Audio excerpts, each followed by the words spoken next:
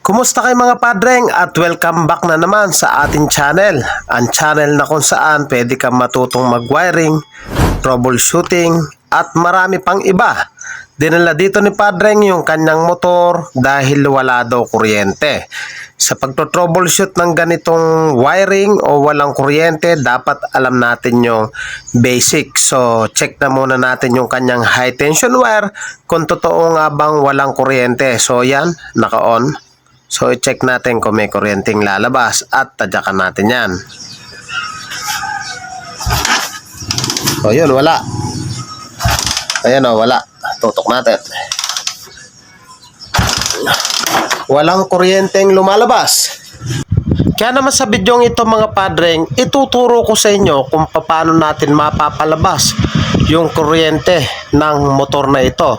Napaka-importante na dapat alam natin sa motor kung ito ba ay battery operated o primary type. Kalimitan sa ganitong modelo, Motorstar, nakala mo Raider siya. Kalimitan, battery operated po sila. So ngayon sa pagto-troubleshoot ng battery operated, ang una kong ginagawa, dito muna ako nagpo-focus sa kanyang CDI. So tatanggalin natin yung socket na yan, iisa-isayin natin yan kung nagbibigay ba ng supply yung bawat isa o kung ano yung nawawala dyan. At dito sa kanyang socket ng CDI, may makikita kayo dyan dito sa pinakataas gawing kaliwa, blue na may white. Eto, blue na may white po yan. So yung blue na may white na yan, yan yung ating pulser positive.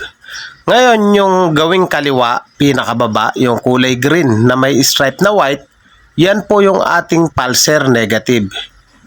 So yung black na may yellow naman, yan yung ating ignition coil.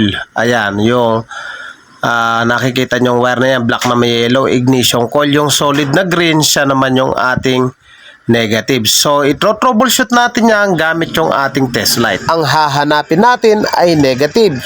So lahat ng iilaw, magsisilbing negative po yan. So yan dito sa part. Dito naman sa kanyang socket, so may makikita tayo dyan solid na green. Sundutin lang natin, dapat iilaw yan. Tapos yung black na may yellow, pag sinundot natin yan, dapat iilaw din yan. So yan, sundutin natin. Yung black na may yellow, galing ignition coil. So pag umilaw po yan, ibig sabihin walang putol yung kanyang wire. So yun mga padreng, good naman yung supply ng ating solid na green, negative, tsaka yung black na may yellow, ignition coil. So okay naman sila. Ngayon isunod naman natin mga boss, ilipat natin yung clip sa negative. Ang hahanapin naman natin ay positive. So lipat na muna natin to sa negative. Tapos siguraduhin natin na good pa rin yung test light. Okay. Siguraduhin natin nakasusi yung ating motor. Dahil hanapin natin yung black, solid black, dapat iilaw po yan. So ayan o. Ibig sabihin, good yung ating accessories wire dito sa socket ng CDI. So ibig sabihin mga boss, walang nawawala. Sa tingin nyo, anong problema ng motor ni Padreng? Bakit walang linalabas na kuryente?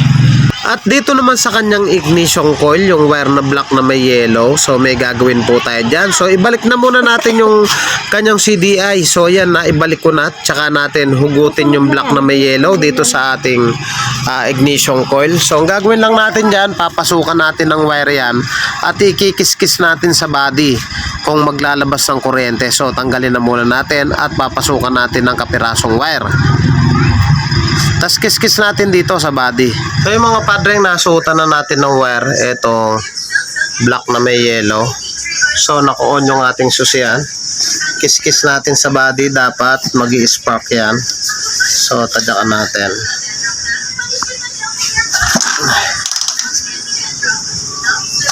So yun, wala mga boss. So yan, wala mga boss. So ang gagawin natin dyan, dahil wala, nagpapalit na tayo ng CDI. O pansinin nyo itong CDI, may mga butas ayan o. May butas, dito butas. Ayan o, may mga butas na siya. Dito sa dulo. May butas siya rito. Tapos ayan, may mga butas. So, palit tayo nito. So, ito mga padreng, 4-pin na CDI. So, ito yung ipapalit natin dito. So, may socket po yan. Ito. Yan, ito yung socket niya. So, itong socket niya, tatanggalin na natin yung isa. Ito yung sobra. Ito yung kulay blue. Tanggalin na natin yan. Yan. Tatanggalin na natin ito. So, gutin ko muna. So, ayan mga padreng, natanggal na natin yung isa. So, suot natin dito sa kanyang CDI. So, ayan. So, ipaliwanag ko sa inyo. Etong kulay black, huwag nyong papansinin yung kulay. Dapat kabisado nyo yung pwesto. Etong black, ito yung ating pulser. Etong green, ito naman yung ating negative. Yung white, ito naman yung ating positive. Yung red, ito naman yung posisyon ng ating ignition coil. So, wag niyong pansinin yung kulay, pulser, negative, positive, at ignition coil. So, dito sa kanyang socket, etong kulay blue, ito yung ating pulser. Ito namang green, pulser negative, solid green, negative. Yung black na may yellow, ignition coil. Yung solid black, ito yung ating positive. So, itap na muna natin. So, yung mga boss, sabi ko kanina, blue na may white pala siya. Ayan o, nagtatago lang. Binaklas ko na yung tape dito. So, yung green na may white, pulser negative. Yung solid na green, negative po yan. Pagsasamahin na natin yan. Pagdidikitin na natin. So, pagsasamahin na natin ganyan. Ayan. So, yung mga padreng, na-itap na natin yung 4-pin na CDI. So, ulitin natin para malinaw po sa inyo. So, ibuka lang natin yung 4 na wire. Okay? So, etong nasa itaas, gawing kaliwa, eto, siya yung ating pulser. So, linagay ko lang siya dito sa blue. Ito. Blue na may white. Ayan. Sa may blue na may white. Sumunod, yung ating negative, ito, yung green. Linagay lang natin sa pinagsamang green na may white tsaka solid na green pinagsama natin. So, sumunod naman tayo dito sa white. Sa kanan, eto dito sa baba, siya yung accessories wire na pag sinusiyan mo dapat mapasukan. So, linagay lang natin dito sa solid black. Tapos yung natitira, ignition coil to. Dito sa black na may yellow. Dito sa black na may yellow. So, yan na itap na natin. Isisil lang natin na maganda. Tapos, check natin kung maglalabas na ng kuryente. So, yung mga padreng, nasil na natin. Pinasok na rin natin dito at na-convert na natin sa 4-pin. Susiyan natin, check natin kung maglalabas na ng kuryente. So, check natin. Sadyakan natin. Check natin kung may kuryente lalabas. Kanina wala. Check. Ayun o, meron na. Check.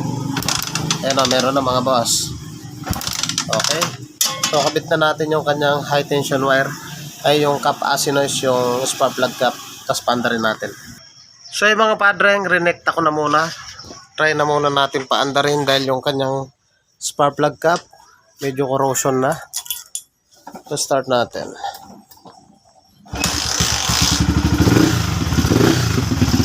So, yan o. Convert to 4-pin CDI. So, ito yung kanyang lumang CDI na may mga butas o. Pumutok. Ayan o. Pumutok siya. Ayan. Lirit natin. Ayan natin. Start ulit.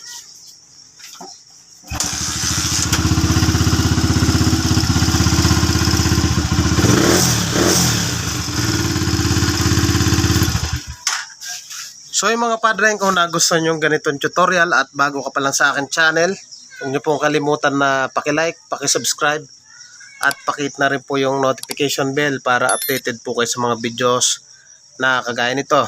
Thank you po sa inyo, God bless at mabuhay po kayo.